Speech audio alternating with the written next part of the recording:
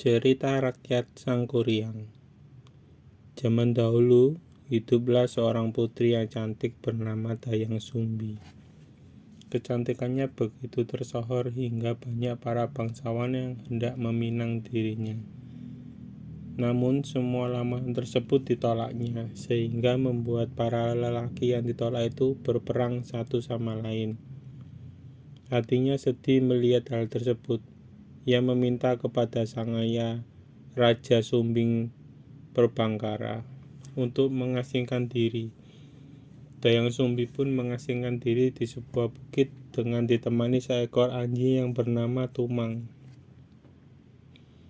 Dalam pengasingan tersebut, Dayang Sumbi menghabiskan waktu dengan menenun.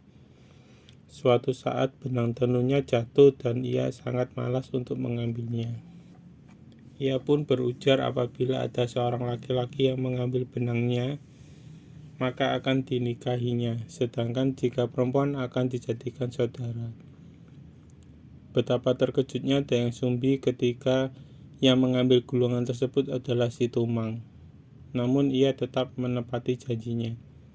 Tidak disangka Tumang adalah penjelmaan seorang dewa yang akan berubah wujud menjadi pria tampan saat bulan purnama saja. Setelah menikah, setahun kemudian lahirlah seorang anak yang diberi nama Sangkuriang. Anak tersebut tumbuh menjadi seorang yang cerdas dan pandai memanah. Suatu hari, sang ibu menyuruhnya berburu rusa di hutan karena ia ingin sekali makan hati rusa. Sangkuriang sudah berburu seharian, tidak satupun hewan buruan bisa ia dapatkan. Karena suatu hal ia begitu kesal kepada Tumang, dipanahlah anjing itu dan diambil hatinya untuk diberikan kepada sang ibu. Dayang Sumbi sangat marah saat mengetahui bahwa anak lelakinya telah membunuh ayahnya sendiri. Ia memukul Sangkuriang dengan centong hingga membekas dan mengusirnya. Hingga berapa tahun kemudian, Dayang Sumbi bertemu dengan seorang pemuda yang bernama Jaka.